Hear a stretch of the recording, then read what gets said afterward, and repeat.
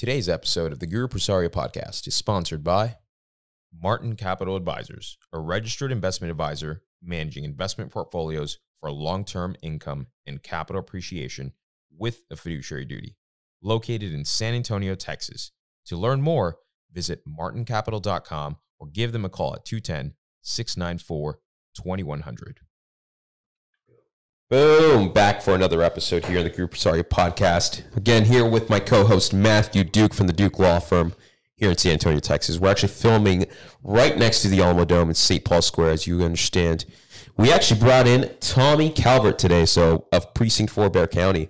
I'm gonna let Tommy introduce himself and give us a little background. Tommy. Well, thanks, Mauricio. I'm glad to have you here in the precinct. I like to call it God's country, and I thank you, Matt, as well, for being here and all the things you're doing in law. So I'm from the east side. I was born just a block off of Martin Luther King and at the top of Freedom Bridge, where the Martin Luther King March starts every year, as almost my front yard. And so I really feel blessed to represent Precinct 4. It's a beautiful precinct because it represents downtown, all the tourist things that you know, the Riverwalk and all those kinds of things. My grandmother was over on West French, which is by San Antonio College and Temple Bethel. So my dad, you know, it's one of those things where growing up, your parents sometimes wanted to have talks with you where you couldn't leave. And so he was like driving down French Street. He's like, "That's where you're conceived." And I'm like, "Oh, Dad, TMI. Can I jump out now?" There's history everywhere. I mean, everywhere in the precinct, right? And he's so like that. So everything's historical, son. And then, so of course, when my parents divorced, my mother moved off of Paramvital, and my father was over by the AT&T Center, where he still is today. So all of these represent the quadrants of the precinct, from the southeast past Elmendorf. And then I was blessed to get a scholarship, graduate from St. Mary's Hall, went to Tufts University, did international relations and economics up until my very last semester when they wanted me to take a fourth calculus class. And I said, "Nah, I'm good on that. I'll drop the economics part. I understand economics enough. I don't need a fourth calculus class." Tufts was a very brainy place. We were all nerds. Yeah. Still maintain that nerdness today. And ran a global human rights organization that fought slavery and genocide around the world. So even in my senior year, I was one of 3 students who was asked to go into the war zone in Sudan. And so we helped free thousands of slaves. And I did that not only in faraway places like Sudan, but also set up most of the human trafficking infrastructure in the United States. So I worked with the New York Police Department, the Los Angeles Police Department, the Boston Police Department. The federal government helped run the Orange County Human Trafficking Task Force, the task force between Mexico, San Diego, all the way up through Los Angeles. City of LA was my client. And I helped pass the first $50 million for human trafficking in the modern era, since Reconstruction. So that was kind of my start in global human rights, helped democratize Burma. I helped write the Burmese Freedom and Democracy Act with Charlie Rangel, did covert work along the Thai-Burma border. And from there, my findings of the people of Burma being forced to build an oil pipeline for an oil company called Unocal. I brought that back. I met Congressman Charlie Rangel, who was chairman of the tax committee called Ways and Means in New York at Riverside Church. I was speaking at Riverside, and so was he. And then I came to his committee and got those sanctions put in, and that was what allowed Aung San Suu Kyi, the Nobel Peace Prize winner, to come back into power. Now, I haven't always been happy with everything that Aung San Suu Kyi has done since then, because I am a pro-freedom, pro-democracy person. But right now, there's no doubt that freedom and democracy is much better in Burma than having a military dictatorship, which is kind of like, oh gosh, do I have to get back on this job again? Because, you know, they're going through some times right now, right? So after running the American Anti-Slavery Group, I started a PR firm. So PR and advertising, and did both Spanish and English language, TV, radio, print, digital. So did that for years, had the city of LA as a client, actually the Commission on the Status of Women, and did a lot of anti-trafficking work in Orange County and things like that while I was out there. Started a foundation out there for a banker in San Diego, and was living there 2 weeks at a time. I was asked to be a press secretary on a U.S. Senate campaign. And at the time, I felt like this candidate could be vice president. I mean, he was 40 years old. He was worth $400 million. He was a brilliant lawyer. He'd settled $1 billion in cases. And I said, you know what? He asked me to, because we were going up against Karl Rove. And he said, look, you're going to have to focus on my race. I'm like, yeah, that's true. Going up against Karl Rove, you know, I'm like 25, 26 at the time.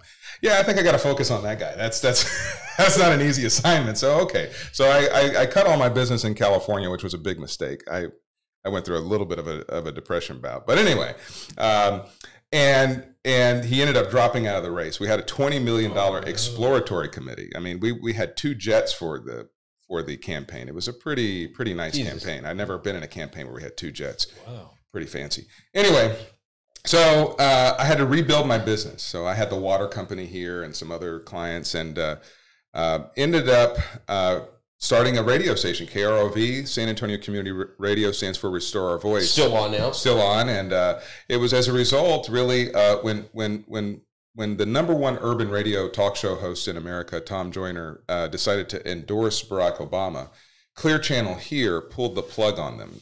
My father and I didn't think that was any accident. At that time, it was a big deal for Tom Joyner to endorse Barack Obama because Hillary Clinton was leading in the polls. Barack Obama was not the candidate, even in the black community, to get behind. A lot of people were on the fence. Most were actually for Hillary at that time. Wow. And so there was a meeting a week later at UTSA downtown. About 300 people showed up. I was just somebody in the audience. One of the talk show hosts, Kathy Clay Little, who used to be a columnist for the Express News and a on-air personality on KSJL, she said that she was getting a private business group together in order to raise money to get another station. So our first president of the board was a lady named Major Gell Sledge. She was in the Army.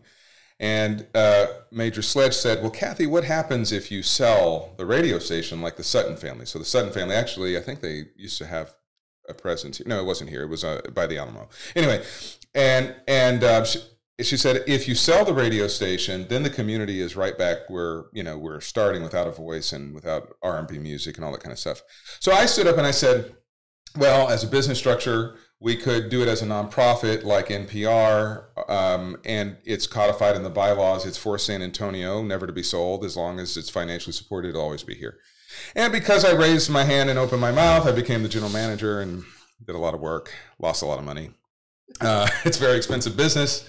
So a couple years later, fast forward, I was asked to participate in a $9 million television show on MSNBC on human trafficking investigations with NBC News, undercover investigative news program. What year was this? Could we 2013. Did somebody YouTube that? That we.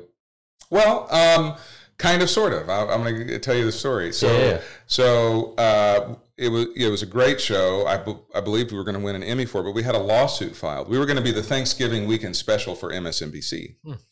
And so my friend Aaron Cohen, who is the best anti-trafficking investigator in the world, we used to go into Sudan and Burma together. I trained him, and then he surpassed me. And he said, someone filed a lawsuit. And I'm like, who would want to file a lawsuit against people helping folks out of human trafficking? What the heck kind of sense does that make? Well, in the anti-trafficking movement, there's a divide between abolitionists like myself who think that if you find a trafficking victim, you should help them be whatever career they want. If you get a woman that wants to be a beautician, send her to cosmetology school, or an accountant, send her to college for that.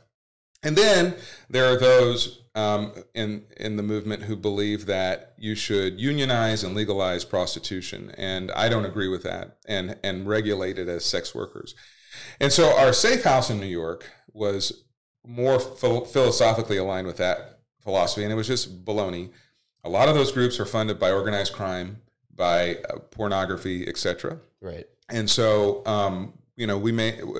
my director made a strategic, before I became chairman of the board of the organization, he made a strategic mistake in terms of aligning our safe house there. So that's what happened on this. And so I wasn't going to run for this office, actually. I was asked to take the leading role in the show in the second year of the show. So I was kind of being Aaron's understudy in the show. I was going to get a book deal for my autobiography with Simon Schuster, because a lot of the work I did in the anti-trafficking movement is quite historical. And my world work, I've helped make 2 of the world's newest countries. South Sudan, I helped work with President Bush to create the Sudan Peace Act, which created South Sudan, and I helped to create Burma. my sanctions. So we're going to have a big book deal about that. And so people were like, you got to run. And I'm like, I tried to recruit Chip Haas. I tried to recruit all these other people to run, and they didn't want to do it. And so, filing deadline was December the 13th. December 1st, the show gets held up. I have the meeting with the senior vice presidents of NBC like December 5th. And I remember on December 6th, people were still asking me, and I prayed at the radio station. I said, God, if you want me to run for this position, you're going to have to move the filming of the show past the March Democratic primary. At 1 o'clock that afternoon, I got a call from Dawn, my assistant in New York, and she goes, congratulations, Tommy. The execs at NBC have decided to resume the airing of the show. I said, when? She goes, sometime past March. They're not exactly sure. And I got goosebumps. And I looked up and I said, God, I didn't want you to tell me that. And that's when I decided to run for commissioner. This wasn't on my plan. Right. Commissioner Atkinson had stepped away to run for county judge. But when I looked at some of the folks on the ballot, I felt that they were prone to corruption. And I didn't think my community would vote for them. And it turns out I was right. I ended up beating my opponents like 2-1. I won with 64% in my primary runoff, and against 8 candidates, 2 mayors, 2 council people, and a lot of other folks. Hard work, right. But I've been blessed just to get a lot of solutions from people, because I don't come across and say, hey, I'm Tommy Calvert, best thing since sliced bread. Why don't you tell me? Why don't I tell you what to do? Right. I listen. I actually, you probably can't tell by this monologue, but I just ask people, what are your top 3 issues and concerns? And half the people won't have anything to say. Another half will have something to say. And another half of that will have really good solutions because they're experts in their neighborhood, much better than I am. And so I kept those sheets. I followed through on what people told me. Many times in the moment, I responded to those constituent needs on the doorsteps, because I'd been a staffer. I'd worked as a deputy aide at city council. I was a deputy council person. I worked in the legislature as a deputy there, and I worked for a congressperson. So I kind of knew all the different levels of government. I'd even done lobbying before, and I'm an activist. And so I had been fighting for issues since I was a little kid. I sometimes joke I didn't have much of a childhood because my dad was taking me to fight for streets in the community that hadn't been paved. So when I ran for office, I was able to I have helped secure $432 million in infrastructure without being an office holder. Right. And we have pictures. I was there at City Hall as a teenager, there with the neighborhood presidents, these old seniors and stuff like that. So that's a long story of how I got here. Yeah. It's amazing. Your campaign, did you have, I would assume you probably didn't have to campaign hard. They already knew who you were. Of course I did. You did? Yeah, I had to campaign very, very hard. You just had to put the pictures up. Thank you. Bless you, brother. Well, I can't take credit. Mom and Dad got together. But, the deal is that these seats don't become open very often. Commissioner Elizondo was in office 33 years when he passed away. Judge Wolf has been in office over 20 years. Commissioner Atkinson was in office 16 years. Commissioner Chico Rodriguez was in office, I think, at least 16 years, maybe, between 16 and 20. These positions don't come up very often. So when they come up, people really want them, right? An open seat. And, right. If you're a pain in the butt, then, people will go after you. Or if you take off the wrong billionaires, as I have, they may come after you too. But my thing was, people knew that I had always been there with them in the battle. When it came to, so for example, I helped when they wanted to move the nursing programs out of the inner city, San Antonio College and St. Philip's College, and put them closer to downtown Bernie than downtown San Antonio. I helped do mail pieces and organize the campaign. I had a in my PR days, right? I had a hearse. I got the funeral homes to drive a hearse in front of the town hall meeting, saying this would be the death of our community. If you shut down, at the time they were trying to shut down Sam Houston High School, actually. Why were they trying to do that? Funding? No. That's a whole nother conversation. It was school closures because of a decrease in population.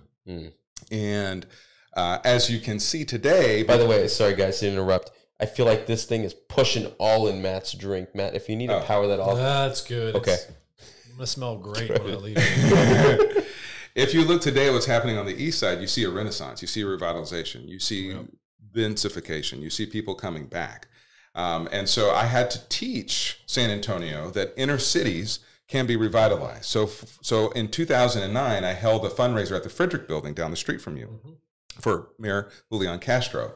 And I had an exhibit, and it was an exhibit of Portland.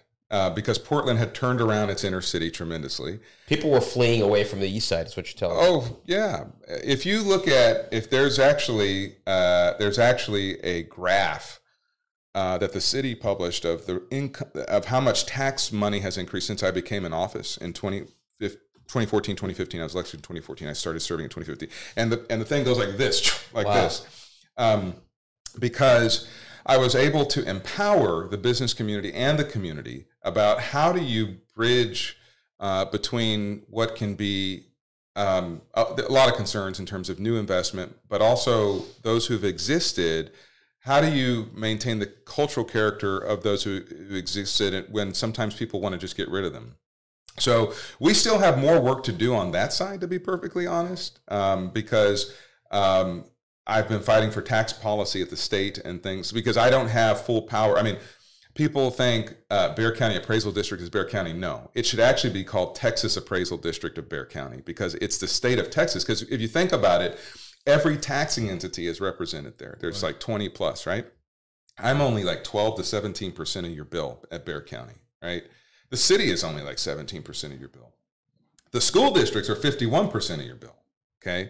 So the legislature has raised appraisals. They hide it on page 381 of their budget bill, so you will never find it. But they're the ones, Lieutenant Governor and the governor, who actually mandated your appraisals increase on your property by 13.81%. And the previous year, it was 12, or previous biennium, 2 years, it was 12%. And the previous 2 years was 12%. And the previous 2 years was 10%. So that's why people have been looking at their tax bills and complain, why are my appraisals going up? And, and the reason is the legislature decided to put less money into schools from the general fund. And they decided to make you, the property owner, take that burden because they gave more money to transportation projects. Why did they give more money to transportation projects? Because their biggest campaign contributors are engineers, construction companies. So this is the corrupt system that I try to explain and empower people so that they can make the changes. Right. That's one of the things I'm here for, is to be a change agent. Right. How do you distinguish these? Because you mentioned, whenever you were first going to come into the elections, you were able to distinguish, hey, there's a lot of potential for corruption with these candidates. Mm-hmm. How do you perceive that? Is that just through your experiences working closely with, municipalities in the past?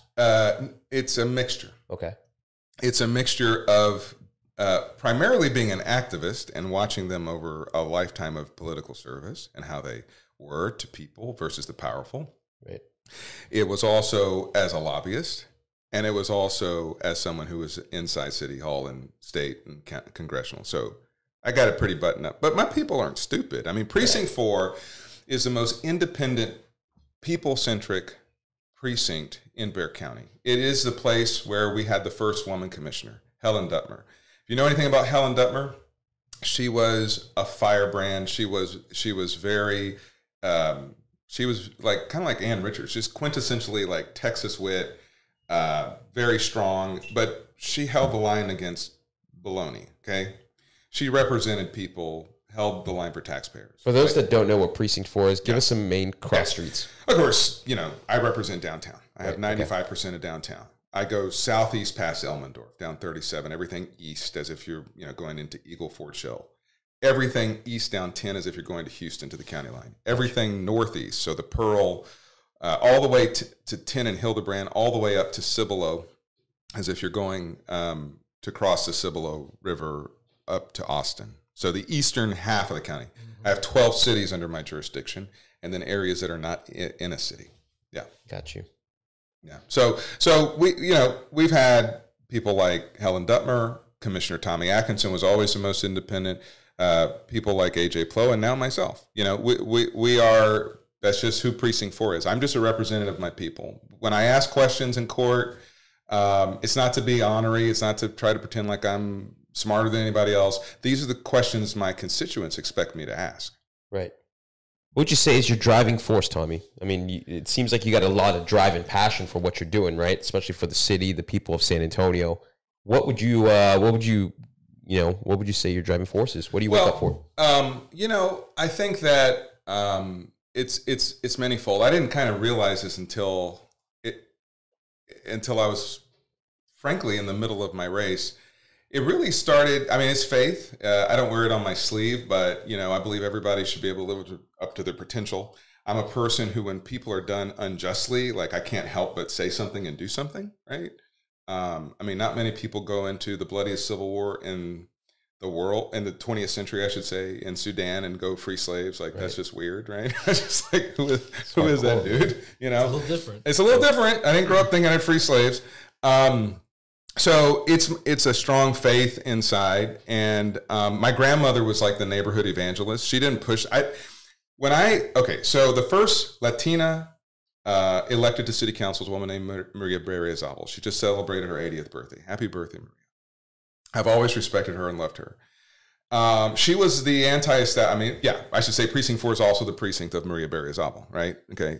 So I wanted her endorsement in my race, and I met with her at the gyms at Hildebrand and San Pedro. Nice. And so I don't want to think that's OG, man. that's my hood. That's down the street I was conceived, remember? So it's my hood. So I sit down with her, and I guess I'm kind of nervous. Like, maybe she can tell I don't know what to say.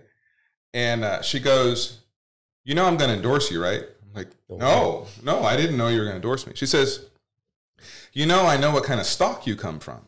And I said, and I thought she was talking about my dad, because my dad is a prominent civil rights leader, and he's organized 30 neighborhood and civic, almost every neighborhood organization on the east side. My dad was the organizer. Nice. So I thought she was talking about him. She goes, I know your grandmother, Pearl. Oh, wow. I said, no. She said, yeah. I was the president of the Beacon Hill Neighborhood Guild, and your grandmother was in it. And she said, I would say, and Maria is she's the strongest Latina I know. I'm just going to say it. She's the grand dame, Yeah. So she says, I would have these plans in the neighborhood. We're going to do ABC. And she said, your grandmother Pearl would tell me, no, Maria, we're going to do 1, 2, 3 ABC. And your grandmother would always win. She was always right. I said, I had no idea. I mean, my grandmother just, fed me cereal and, good, pig's feet and stuff like that. I mean, we just had a good time, Yeah. And so I never heard anything about that. So I think in a lot of ways our family has just kind of, she was the person, I saw it in a different way. She was the person when you needed like marriage counseling, she'd give it to you. When you needed food, she would feed you. So I kind of saw that. And then my father took it to a whole nother level, right? Like he took it to a whole nother level. And then I think I've taken that to another level in our family too, in terms of serving people. So that's just what we love doing. We like to serve people. So good deal. Yeah. Go ahead, Matt. I was going to say, so, you're 40 years old, which we were talking about this last time. Yeah. We're older, we've got youngins in the room, but we still got a lot to do. So you've got a lot of chapters you've been through. It's kind of how I look at it. It sounds like you've got those chapters too. What's the rest of that book look like for you? Well, here's a great thing that I've learned in my wisdom at 40. What was on my plan, I've learned to throw that out. Yeah. Because what God had planned for me was much better than what I had planned. I never thought I'd be commissioner. But now that I'm here, I understand why I'm here. Right. I'm here to protect people, whether it was in the pandemic or the seniors who froze on Fair Avenue when we brought 200 of them into the Grand Hyatt. That's what I'm here to do. I'm here to change things. So, I literally began to free slaves because I saw a flyer, and it was like on a pole at my college, and said, come here, a former slave speak. And I'm like, what? What is that? Like, I did a double take. I'm like, come here, a former slave speak. Is this person like 200 years old? The power of marketing. And so what I thought I'd be state rep first. I thought that's where I would start. So I've really learned to go where I'm needed. So my whole thing is, and I didn't want to run for commissioner. I was not going to run for this position because I ran for Congress, and I was very disillusioned with politics. I always was, because as an activist and as an organizer and activist son, we are trained to have a healthy distaste of politicians. Of course. So I went through the process of running for Congress. I ran as an independent. And I was 25, 26 by the time the election happened. I raised over $100,000 in 2.5 months, which was pretty good for that age. But, and I won all the debates. And actually, Gardner Selby of the Austin American Statesman wrote, Tommy Calvert is the best person not elected to Congress this year, in his year in review, you know, because he moderated one of the debates and he was impressed with I was a 2-time state debate champion. So, you know, I know what I'm doing. You had the advantage. But I had left all my work, all my clients, because when you run for political office, you got to give up all your clients, right? I had loaned my campaign $30,000, which was a lot of money at 25, 26. I had to restart all over again, which was hard. I mean, you know, I've been through having my car repoed. I've been through losing a home. Because I gave all that to the community. So at the time in 2013, I was really broke, really, really broke. And I just didn't think I could carry the community on my shoulders again. I'd done the radio station as a nonprofit for the community. I wasn't really making any money. And I needed a sign from God. This has to be, like, you got to give me a sign if you really want me to do this, because I'm spent. I'm through. And he did. And the rest is history. So I don't know. I don't know where the future is, but I meditate every day, and I move with the Spirit. Meditation's important, man. Yep. I know that sounds like a baloney answer, but that's my life. That's true. I mean, if we sat here and talked through it, the exact same thing for me. My first chapter was a teacher. Now I'm a lawyer. Wow. Would I've ever seen that I was going to be a lawyer? No. Do I know where I'm going to be at 50? Not a clue. Yeah. But same thing, right? Faith. So one of my chapters, a little bit of politics, and I just didn't have a taste for it. I was city councilman over at Shirts. Cool. What was the tagline? So I had no idea you were a city councilman. Yeah, I was. What years? 2009 and 10. Okay. Yeah. Same thing, right? City councilman, small town, state rep. That's what I was thinking. Yeah. But I got some surprises when you sit in the chair. Sure. It's a lot different, you know, standing on the outside, you know, fighting, you know, on principles, which you did. I mean, that's the same thing I did. I self-financed small town, but small town politics actually can be a little bit, you know, crazier than even big politics. Yeah, although it's true. We are a small town. I know all about Shirts politics. Yeah. What was the biggest surprise for you when you got to actually sit in the chair? What was that biggest aha from looking at as an activist, you know, seeing the community, you know, seeing the peers? Because you were a lot more informed than I am. Well, okay. So when I told the voters I would be the most prepared commissioner that they ever elected, and I'm not trying to brag, but that was true. So it's not that I didn't see it. I did see it. What I'm going to say is it will blow people's minds, but the politicians they think are heroes are many times villains. Mm-hmm. The people we put up and name things after and glorify are into some really bad stuff. Right. And the public is largely blind. And if you were to tell them, they wouldn't really believe it. So I'll say it this way. I told people, I used to tell Sister Gabrielle Lohan, I helped the Sisters of the Holy Spirit sell their convent on Yucca Street. I said, Sister, pray for me. I'm going into the belly of the beast. I didn't know how prophetic that was when it would come to me later. That was really prophetic.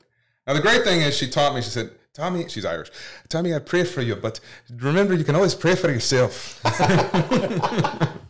And so my faith has increased since being here. So it's all for good. Sure. It's all for good. But I think just the level of greed, corruption, self-centeredness, the mask are very very elaborate. I thought that only existed on Wall Street, man. I saw that too. How do you keep yourself grounded? Meditation, faith. Well, I'm always being hunted in politics. Anybody that's at the top is going to be hunted, right? Well, yeah, and whether I'm at the top or not, I don't know. But anybody who fights corruption for sure will be. And so being persecuted in that way, and the public largely doesn't really know what that means, and they won't for a long time. But you know, I think in a lot of ways that has kept me grounded. I think that persecution has been for my good. And so it's deepened my faith. And then, I make concerted efforts to make sure I'm not a prima donna politician. I make sure that I'm in the field, that I'm doing things, that I, take care of my own stuff. I don't let anybody, so just try to remain who I am. And I think I've done a fair job. I don't think I've changed. I think I'm the same dude before. And there's a significant difference when you govern as opposed to being an activist, but I think I've still had the activist fire. That's no different. So I think also when you realize that there's a higher purpose, because that corruption, that evil, that greed, that affects people. And so I realize that the good Lord has put me in a place to watch over them. And I'm one of the only ones that's doing that. And it's a very lonely space, but I think now people are starting to see it. They're starting to get, they're awakening. They're seeing the differences. And so things have changed. My court has changed. It's going to continue to change. And I think that, people are going to start to exercise their vote maybe in different ways than what the money people thought they should. It's an interesting time right now because, we were just talking when we grew up here, right? But you mentioned the tenures of those on, I'm now the dean of the commissioner's court. Right. And look, there's more change coming, right? There's more change coming to our city. There's more change coming to county politics. You look at just, the unknown with regard to state politics. Matthew McConaughey, I see those posts all the time, right? So it's just very interesting for us in a generation growing up here, right? And now seeing this fun, it's exciting too. Yeah. It's very exciting to see. What do you see for your district? I mean, you're, I grew up that area. Yeah, and there's been a lot of growth. I live out in the Stone Oak area now, which that was where all the really, but now that's a little bit Remember when nobody, exactly. I went to El Dorado Elementary. Okay, cool. I was right down the Parent Bible. So. Yeah, exactly. Yeah. So there's my babysitter lived up there. Yeah. What's El Dorado. I loved El Dorado. Yeah, great. I still go there for the neighborhood meetings. I'm watching out for El Dorado. There you go. It's my precinct. There you go. But so again, grew up in that community. There's been a lot of exodus, but there's a lot of opportunity in that precinct, in that area. No, so what do you see for business? What do you see for the community as that now gets to get into? So if you divide the county into hemispheres between Western and Eastern, right? The last 40, 50 years have been largely developing the Western hemisphere. Right. The next 50 are the Eastern. Okay. And that's not by accident. That's my hand and that's my work. And so, you will see the greatest renaissance and revitalization in my precinct, maybe ever by the time I hang it up. And so you're seeing, for example, in places out, and let's just take for example, out in Schertz area, if you go off 1518, 1516, around St. Hedwig, you're finally starting to see development.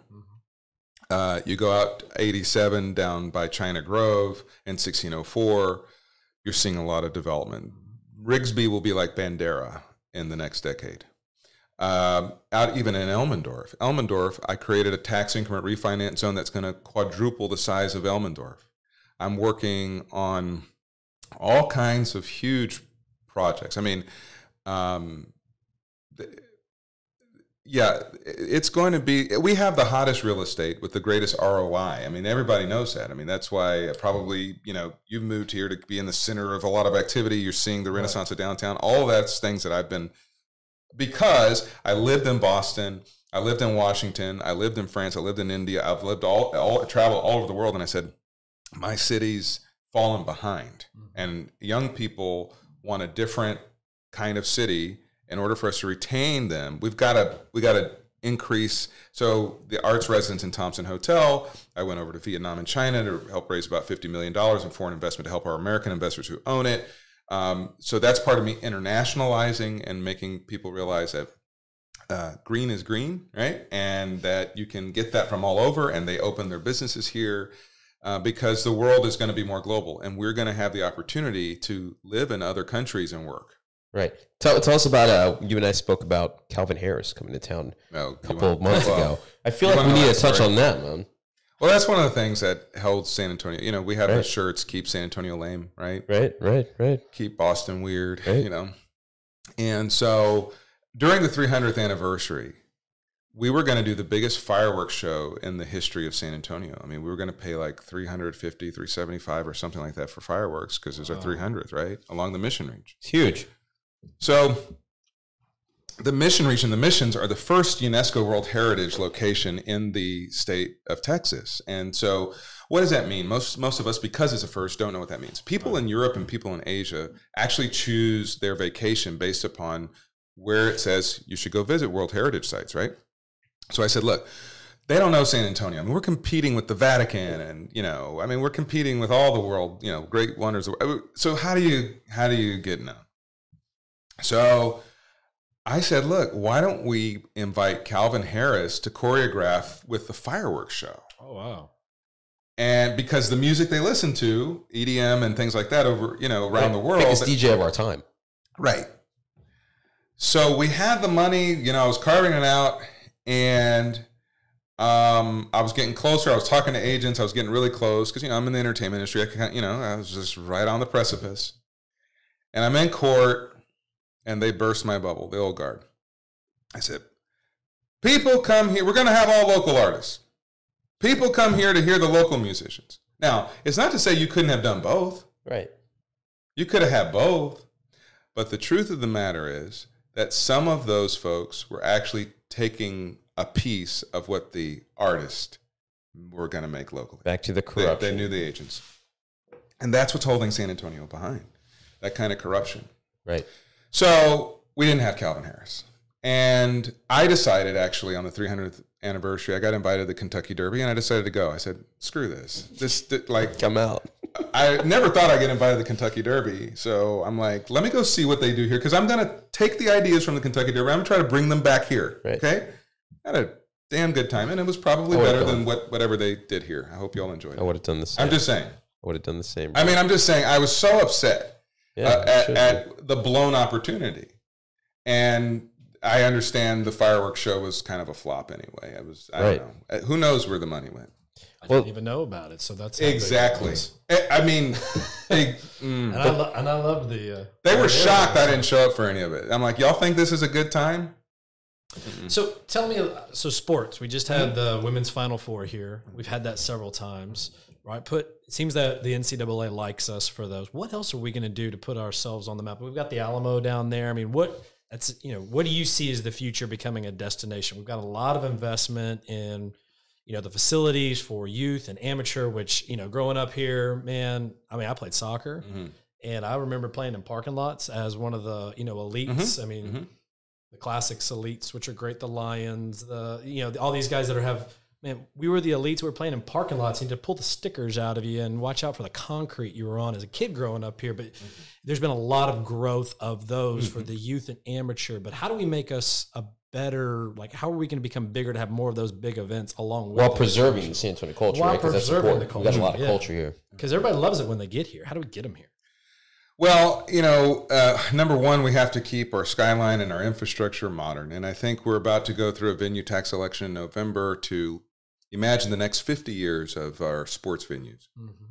So I have called for, on the soccer tip, we got into a really weird deal with the USL. Yeah. I've actually been trying to see if we go into Liga Mexico, which is actually a better caliber of soccer player than USL, and try to negotiate that and allocate whatever money we need to do to make the current San Antonio FC stadium go from 8,000 to 18,000 for major league type level soccer. Sure. Right. I don't know if that'll be successful because the old guard is fighting to try to build a $180 million minor league baseball stadium downtown. I've seen those plans, yeah. Yeah, which my community is against. It would be one thing if it were a major league. Sure. Right. But for $180 million for minor league out of a pandemic and all the needs and all the it's things, a little weak. Even before. Now, what I've told the county judge is that, look, if you were to put an affordable housing component with it, because right now what's happening is our policy is only incentivizing the highest rents and highest mortgages downtown, right? But 80% of people don't make those wages here. And they're watching us as elected officials, okay? there's enough money in the trough. I mean, the county's about to get $388 million from the feds. There's enough money for us to have working people who work at, the Grand Hyatt or wherever in downtown to have, we just give the developer more money, to be honest with you. So it lowers the construction cost and the rent price gets, and I'm okay with that. And I think the voters are okay with that. If they feel, because everybody pays into these incentives, so why shouldn't they be able to benefit from these incentives, right? Why should only 10 or 20% be able to benefit? That's just backwards. And that's where we are in San Antonio in a lot of our policy. So, I think that's the one way to do it. We're looking at an opportunity to take advantage of the fact that California is basically through. I mean, the motion picture industry could be in Texas. It started in San Antonio. So I'm working on recruiting major motion picture in that's right industry. Silent movies. I saw Star Films. Clips, Paramount Studios actually has their the building still here by Saving Street. So the Paramount original building is actually there. Best Hot Picture, Wells, right? That's right. Yeah. Hot Wells. I negotiated that park and revitalized that Hot Wells thing. So I'm looking. I just helped pass $100 million bill through the House for incentives for the motion picture industry. And we got to get through the Senate and get the governor to sign it. But I think Texas has an opportunity to take that GDP that made California one of the strongest economies in the world and bring it to Texas. Austin is doing it already, man. I got film producer friends. Not on the extent that I'm going to do it. Yeah? You're talking about San Antonio specifically. What I'm working on could be the largest economic development project in the history of the state. Wow. That's great. And it's centered in San Antonio. Yes, sir. It's huge. Create opportunity, man. In Precinct 4, God's country. So you talked about the residential. So we've been, the commercial as far as office spaces, trying to be down here. I mean, we're down here in San Antonio. Love this area. I mean, I'm glad we're here. But what brought us here was the fact that rents, to try to move a business into downtown San Antonio as startups. I do a lot of work with startups. You're talking $40 to $45 a square foot. Right. For tech companies and those sort of things is very prohibitive. And we've got a lot of empty buildings now, downtown. Mm-hmm. What do you see as the vision of now rebuilding our business community down in San Antonio? Well, there's a couple different ways to look at it. One, I think the county can be part of a small business incubator to have space that we provide for folks. We may end up doing it on my 51-acre campus that I'm building out at 1604 in Rocket Lane. Okay. Right by the Randolph Air Force Base. The whole commercial market is going to go through a major adjustment. Obviously, we see more people telecommuting. There's pros and cons, right? Sure. So from an environmental standpoint, the telecommute saves air emissions when people don't have to always be there. But I think the repurposing of people in commercial spaces into housing. So, for example, our big box stores, right? Yep. They're not necessarily coming back, but they would make good places for seniors in different apartments. If you break them up, you put 2 floors, they're basically a square box, right? Yep. So I haven't reached a full conclusion on the commercial market yet because some of the market forces, we got to communicate, we got to have some talks and figure out, who's doing telecommuting, who is going to need the density. I mean, I love the vitality of a downtown, of an inner city that we've never really had with locals, at least. We've had it with tourists.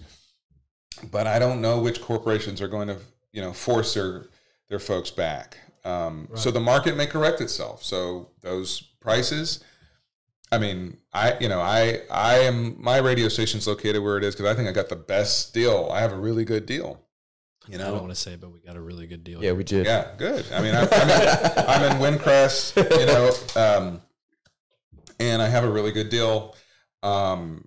And all business people are having to make decisions about, can we get it done home office and can we just do a shared workspace and all that. So I know I didn't really answer the question, but I think it's a mix of getting some input from the market and then there may need to be adjustments. And what the market will do if they decide to go into housing is they'll come to the court and they'll ask us for incentives to help convert it, and more than likely we'll give it to them. I like the incubator. I mean, there's a lot of that kind of opportunity around here. And again, these small businesses, they need mentorship. Mm-hmm. Geekdom's a great, great community ad, but it's also just in one place. How do you make that accessible to everybody, you know, with the opportunity that's here. So I think it's great. I think also accelerator, right? One thing that San Antonio doesn't do well is invest in its own. So we need to look at, how do I take $1 million business and make it a $10 million business, and a $10 million business to make it a $100 million business? And how do I make the San Antonio business export across Texas cities, and then export across the United States, and then export across the world? That's really where we need to think more about. We have a, what's the right word? I can't think of it. We kind of have, it's not a chip, but it's an inferiority complex about doing business with our own local folks a lot of times. Yeah, I feel that a lot. Mm-hmm. Yeah, I mean, I had the city of LA as my client doing marketing before I ever had the city of San Antonio. Actually, I had them as a client on the radio station side, but I never had them as a marketing client. And all the production houses were like, Tommy, you do really brilliant ads. I don't know why you're not doing more work here. I'm like, well, you know, I don't either. But, most of my business was in California. Yeah, I feel that a lot, specifically, of course, being in media and the people that we talk to on a weekly basis. And, you know, we know who's out there. We know who our competitors are. But, yeah, there's definitely inferiority there. Part of it is you need elected officials who will champion and really understand it. So if you get to be an elected official and you've never had to make payroll and pay rent, and you've never gone up against, you know, in government contracting, the rejection, you don't really know what that's like. We had a system here where council people used to be paid $20 a meeting. So what does that mean? That means you either had to be in business for yourself, or some rich person who was controlling everything gave you a job. Yep. And more than likely, that rich person has the ability to have campaign contributions and things tilt the way they want their business, as opposed to you, the startup small business person. So there's a lot of things systemically that are stacked against opportunity, but government is supposed to be the stepping stone so that you can go from city of San Antonio or Bexar County to Coca-Cola. And you can say to Walmart, I've had a big client, you know, county has a $6 billion annual budget, you know, I can service you. That's what we're supposed to do. But frankly, we haven't had enough Latino politicians, minority politicians open the doors of opportunity for small business people here. And so there's a report that's going to come out. It's going to talk about, it's a disparity study, and it's going to show how bad Bexar County really did in all these. And you can invite me back. We can go over that. But when is that coming out? I don't exactly know. They'd love for it not to come out. I imagine the next this year, 90 days. Okay. Yeah, maybe, so that's optimistic. Right. I mean, it's ready, but you know, the belly of the beast wants to suppress it. Of course. Champion endeavors. I want to go back to, because I feel it's important. I know there's people in the audience right now that are kind of questioning, you know, how does someone start from the bottom and start to forge deals such as the Thompson Hotel getting funded by the investor groups that you brought in, right? So these are champion endeavors that I've seen that you have brought forward. How does that happen, man? You just make a phone call and, hey, I'm going to go back to my contacts in Vietnam? Or one of the things I campaigned on was the EB5. I don't think that most people understood what that was when I was talking about it, but I explained, hey, this is where high net worth foreigners invest in American business or nonprofit. Right. They have to get their return within, I think, 9 years. But in exchange, they get a citizenship, and they relocate. In a lot of cases, relocate their own businesses to the United States. Right. And I had seen other projects in the country that had happened that way. So a lot of them were multifamily apartment complexes, right? Yeah, back in the 2013s. Sure, yeah. So the Houston EB5 studied me and my leadership, and they made a decision to come to San Antonio because of kind of putting it out in there, in the atmosphere, that I'm campaigning on this, I want to see this happen. And so I really got to see how to do it the right way from them, because a lot of San Antonians didn't understand how to make it work. When you are trying to pitch for someone to invest $500,000 in your business and they live in Singapore, you don't just go over there and make a pitch. It doesn't just, they don't just write you a check. There's relationship building. There's people you have to have on the ground over there. Over the long-term relationship building. So the Houston EB5 had done that. They're not the biggest out there. They're not the smallest. They're right in the middle. But it was really exciting, because one of the things about the Arts Residence in Thompson Hotel is that the ownership is white, black, and brown. Wow. That's great. Yeah. It never happens like that. You know, I mean, it's like a diverse $140 million project. That's great. Right. Yeah. And by extension, the ownership is also now part international, because if they buy, $500,000 condo investment and want to live in it, the folks, the millionaires, frankly, they're millionaires from overseas. Right.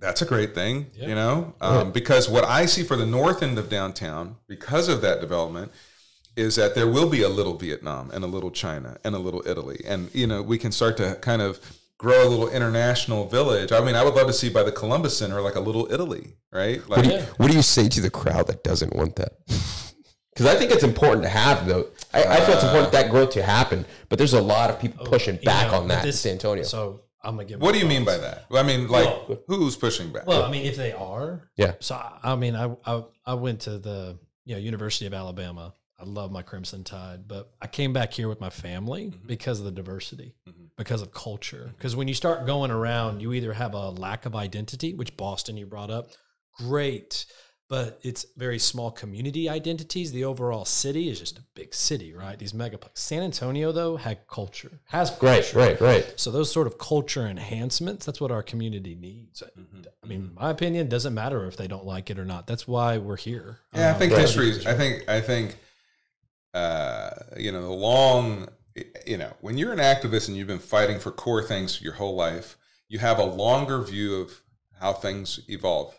We've been able to move progress. Right. So to those who are opposing it, the world is moving that direction. Right. Now, I recognize, I was watching Bill Maher a couple weekends ago, and he had President Obama's, I believe the title is social scientist. So he helps with the polling and stuff. And he said, most people don't have liberal values, the values of diversity, those things. Some people, that literally makes them go crazy all day. Right. They see diversity and they are confounded by it, upset by it. And, so he was kind of talking through with more progressive-minded people just kind of the reality, because of why he was explaining why polling data was off in the last couple of elections. So anyway, that being said, I think that over time, as people, we do have a prevailing political stream of white supremacy that is fighting as hard as hell in the face of diversity. Right. And I don't believe that white supremacy will be successful, but it's going to be a tit for tat war, unfortunately, until we have peace. And until they all die off. Well, is it older generation or is it younger generations that are following this lead? It's both now. Yeah. It's both now. Yeah. Some younger ones don't realize when they're actually doing it. It's true. Yeah. But we're going to work this out. And that I think is that is one of the things that we have to learn as a human family. I think it's one of the most difficult things for people to live side by side with somebody who they think is different. But race is a man-made thing. There's only one race, the human race. Right. Right. It's not white, black, brown. We're all human beings. And the sooner we start to realize that, we're going to be a much more peaceful planet. That brings me to a subject, and I don't know if you're free to speak about this, but we're in early elections right now in the city of San Antonio, correct? Yes, this is early voting time, yes. And at the moment, there is talk in the news, right, that there is, police officers killing predominantly black people or people of color. Proposition B is on the ballot. What are your thoughts on that? Are you able to speak on that? Yeah, it's very clear to me. Proposition B is not defunding police. It is an accountability measure. And when professors and CNN and the Washington Post use your city as the case study, literally professors are in colleges teaching about how bad San Antonio's police union contract is. Oh, it's ridiculous. I read it yesterday, and I've read it for the past couple of weeks. I am not anti-police. No. In my first year in office, I gave my sheriff's deputies the largest pay increase in the state of Texas, 15.5% pay increase. You ask any deputy sheriff, have I been there for them? I also was against defunding the constables. And I said it in front of let's just say Black Lives Matter people. My family, we go into public housing, and we're called the cleaners because we clean up bad, crime-ridden neighborhoods. We work with police. I did anti-trafficking work. I work with law enforcement all the time. Being for Proposition B is not defunding. Here's what happened. Yep. Union bosses got in front of their members and said, and said, they're going to start, taking your positions away and blah, blah, blah, blah, blah. At the same time, some of the Black Lives Matter groups fell into their hands by coming up with bad terminology like defund the police. Right. That's terrible language. They should have talked about reimagining policing. Right. Because, for example, I have to figure out how much I can talk about. Let me talk about, because this is a case that's being settled in San Antonio. Some of you know there was a 6-year-old boy in shirts who was shot in a motorhome. It was very tragic. Beautiful little boy. It broke my heart. I mean, the kid is just gorgeous 6-year-old kid. And the woman who did it, when I got the facts, is clearly mentally ill. Okay? One, she claimed to have a weapon and told the police, I have a weapon. She didn't have a weapon. Okay? Now, nobody in their right mind tells a police officer, I got a weapon, and doesn't have a weapon. She's crazy. Right. Okay? Goes on a run. It ends up 6-year-old shot, So now, in defense of the police officers, when they think someone has a weapon and can endanger others, they have to use lethal force potentially. So I get that. But I do believe that the community does need to reimagine policing, because I think so many of these calls of mental health could be de-escalated by a professional who knows the psychology of someone going through a psychosis. Right. And, so many times, let's just take probably around your offices here. You may see a homeless person and say, they're hitting at the window. They're a crazy person trying to break a window or break into a car or whatever. And in a lot of cases, they just really need to get in meds and get in a stable environment and, things like that. And so when you look at these traffic stops, for example, like where it's a registration expired and then someone gets killed, like it's escalated into this a just situation doesn't seem balanced to me, right? So I've also told both. I've had what I call an independent path. I've told both the Black Lives Matter and the police folks. I said, look, what we need in San Antonio is assisted living for folks who are mentally ill. Oh, yeah. We need to build an apartment complex where they have the ability to stay on their meds, see a doctor, and have a supportive community and build trust with a clinician. Because it takes folks who have schizophrenia, phobias, bipolar disorder, it takes time for them to trust someone. So you need a supportive community. An apartment, whatever place, that's what you need. We have not been doing it the right way. With all due respect to Haven for Hope, it is a model that was best practices 20 years ago. It is no longer. I go on the streets myself, under the bridges right by you, and I talk to them, and Haven for Hope has a bad brand with the homeless now. Oh, yeah. On the winter storm, I was on Broadway at Grayson at the Valero there. I saw a young man who was homeless. I said, will you go to Haven? He said, no, man, I'm not going because 3 people died there last night. They just gave us a sheet, no real blanket, and they froze to death. Right. What was I going to say? Right. Well, and I've done the same thing here under the bridge, real close to us. Mm-hmm. You've got basically a city that's been created. Yeah. We've pushed them off private property. Hay Street Bridge right here. 3 blocks. I've been all up in there. And they'll tell you, too, is they can't get in. Even the ones that want to get in, they're disqualified from walking in. Well, Haven has some stupid rules. Because they've got that criteria that gets. Well, they've got some. Let me give you another stupid rule. Yeah. They have the hotel at Cesar Chavez right now. Okay, the Holiday Inn there. Yeah. They have to be in by 5 as their curfew. Mm-hmm. Now, there's the working poor. If you're working from 8 to 5 and you're there at 5:30, Haven says you can't come in. Yeah. Wow. Now, how stupid is that? Yeah, that's really ridiculous. So what I've done is I've allocated $4 million from the inner city tours to the first tiny home village for the homeless, where we're going to have apartments, RVs, all kinds of different housing to take 205 people off the streets. It's a housing first. It's a first housing first. But guess what? We have 3,000 homeless people in the city now. We've greatly increased it. We actually need every council district to have something like that in order to do this. Because when I was at the National Association of Counties conference, they had United Healthcare, the second largest insurance company in the United States, do a seminar with Milwaukee County. United Healthcare actually pays for the rent for folks to get housing, and they pay for the staff person to find housing for folks who are suffering mental illness. Why? Because, insurance companies have actuaries and they have all kinds of modeling that they use to, whatever.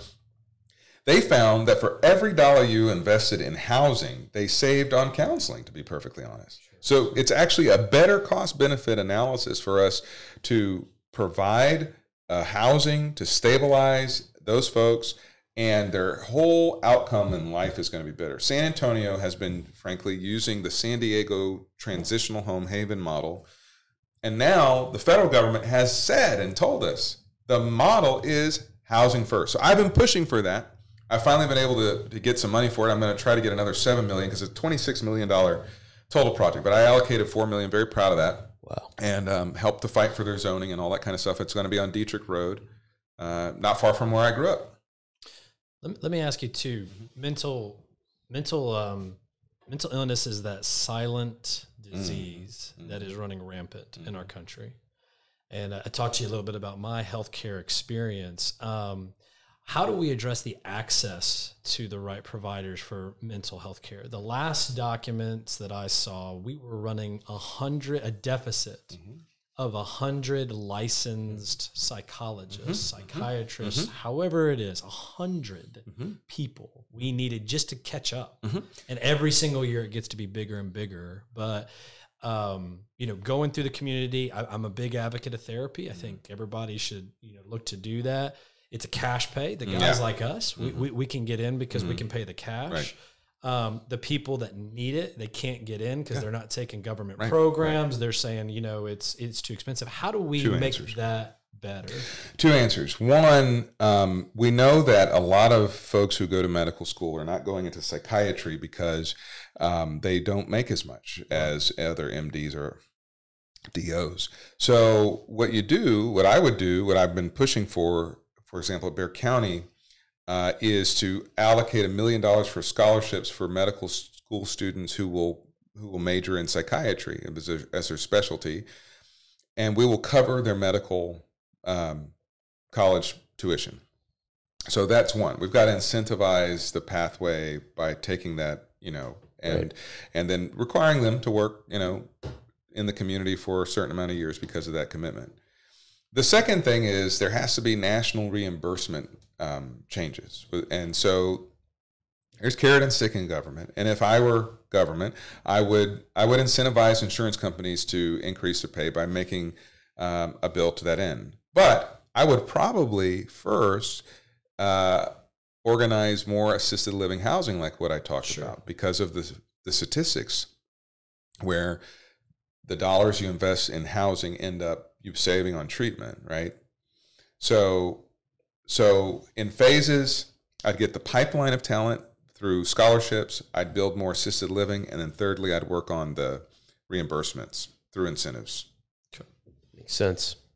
Tommy, I know we're running close on time. I try. Makes sense. What do we close with, man? What's the most important message right now for the San Antonio community? What do the young folks need to hear right now? Well, young energy is really the greatest positive change for our country. That energy probably saved the country in a lot of ways from what I think was happening, which was a move toward dictatorship, less freedom. Right. And so I would say to young people, keep being yourself, love your neighbor, and look for ability to get mentored into your community in some way for the issues you care about. You don't have to be an activist. If you're interested in science or if you're interested in sports, try to partner with those who have experience life a little bit and can give you the Cliff Notes Cliff Notes is a very old sounding thing, but they're like, is that an app? Yeah, exactly. Yeah. The Cliff Notes app. See if they can give you the Cliff Notes app. And of course, you have to have a certain level of humility. Sometimes even me, I'm not saying I was immune from this. Sometimes some young people think they know everything. I've been very happy with a lot of the folks in the Black Lives Matter movement locally. They've learned from people like my father and other elders very well, and they've kind of taken that wisdom, and that's important. And it's important for the elders to pass it on, because in San Antonio we have a lot of people who want to hold on to power until they die. Right. That's stupid. I'm going to tell you, I will not be old in public office. I will serve my time, and I will get out of it so that I can enjoy my last years with my family, because it's a sacrifice when you are, it's just a sacrifice. You give up a lot. Right. So, I think, keep championing, but I think young people, there's two strands that they have to be careful about. One is I'm concerned kind of about the handout mentality, right? The over a reliance upon the government to give you everything. I am concerned about that, and by extension, I'm also concerned about, in an effort to come out of crisis and get things done, that they'll trample civil liberties and civil rights and freedoms, right? Because they're so results oriented that they just want to get things done, and they forget that the country is a free country. So I think I'll be a safe landing space as an elected official for those who are progressive, but also who are conservative, and try to make common ground. And I think that there has to be a sense of history, that things don't happen in a microwave. They don't always happen in an instant. But if you take the long view of things, things will continue to get better. And you've got to incorporate other opinions. You will do much better policy if you do. Yeah, it's always important to listen, right? We have, I mean, as human beings, I think there's one opportunity is, of course, we have to know when to speak up. There's also a point where a lot of people don't in San Antonio. Yeah. There's a lot of people staying away from battles. It's true. But there's also a point where sometimes we just need to take a back step and maybe keep our mouth shut and just kind of observe what's the behavior, what's the market currently doing, and then make a decision based on what you see and then perceive from or learn and research. I think part of my whatever public success in being a good policy guy is that, one, I started early, and I had mentors who were all the neighborhood presidents when my dad was taking me all those things. They were all retired basically, right? Then I got put on the public speaking circuit at about 14 years old. So I began to read a lot of other great speakers, their speeches and history books, and more about these issues. I was Highland High School's Black History Month speaker at 15. And so I'd go into John Hope Franklin's book about Black history, and I would read, and I would come up with things I wanted to talk about. So, you got to get into the history, and you got to get into the experiences of people by listening to them. So, whatever success I have, even at 40, was not an overnight success. It was grinding work. Right. I was doing my homework at St. Mary's Hall, and I was preparing speeches for, whatever Methodist Church's youth day, because I was a youth day speaker, things like that. So get in and learn. Well, at that age, you can't ever work too hard, in my opinion. We never stop working. I'm still working hard like there that, you go. So it's all good. Well, Tommy, we certainly appreciate you coming by the studio today. Tommy, thank you. Giving us some time and coming, of course, on the microphone and coming public. Thanks for what you're doing. That closes out our show. Matt, do you have any closing remarks or anything? No, just thank you, Tommy, and best of luck to you, man. Keep helping the community like you do. We appreciate you. Thank you. We'll close out. If you guys aren't following already, make sure you look us up on YouTube. We're going to put some links on the bottom of this, whether you're watching on Spotify, iTunes. There is a video that actually flows through with the current sound you're currently listening to. So go ahead and go to YouTube. Make sure you subscribe to our page, Gurupresario, and we'll see you guys on the next episode. Tommy, thanks again. My honor. Thank you. Thanks, Matt.